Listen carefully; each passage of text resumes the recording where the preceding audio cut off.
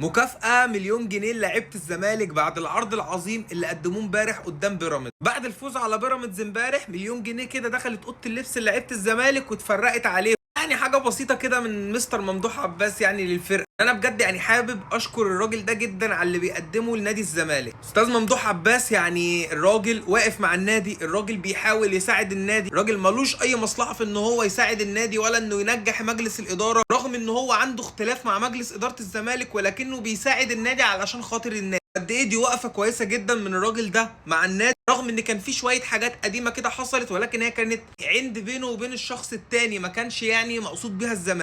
لكن بجد محدش يقدر ينكر وقفة الراجل دوت مع النادي. حتى كمان كان عنده أزمة بنتاج الأخيرة، الراجل هو اللي اتدخل وحلها. وإن فعلا لو كان أستاذ ممدوح عباس مش موجود في الوقت دوت مع نادي الزمالك، كان ممكن الزمالك ما يعديش ويتخطى أزمات كتير قوي لولا وقفة أستاذ ممدوح عباس. فبجد شكرا ليك على اللي أنت بتقدمه لنادي الزمالك. ولازم برضو في الفيديو ده أحيي لعيبة الزمالك الرجالة على اللي قدموه امبارح، وعلى ان هم عيشونا امبارح سهرة رمضانية يعني عالمية. ويا رب دايما مكافآت، ويا رب دايما استقرار للزمالك، ويا رب دايما فرحة، وان شاء الله نفضل ان شاء الله مستمرين في المنافسة على بطولة الدوري، وان شاء الله كونفدرالية كمان. وان شاء الله الموسم ده يكون موسم خير على الزمالك، رغم ان هو اصعب موسم للزمالك، بس ان شاء الله يكون موسم خير ونقدر نعمل فيه حاجة كويسة ونبني عليه على اللي جاي، عشان والله احنا كجمهور زمالك نستاهل كتير قوي والله.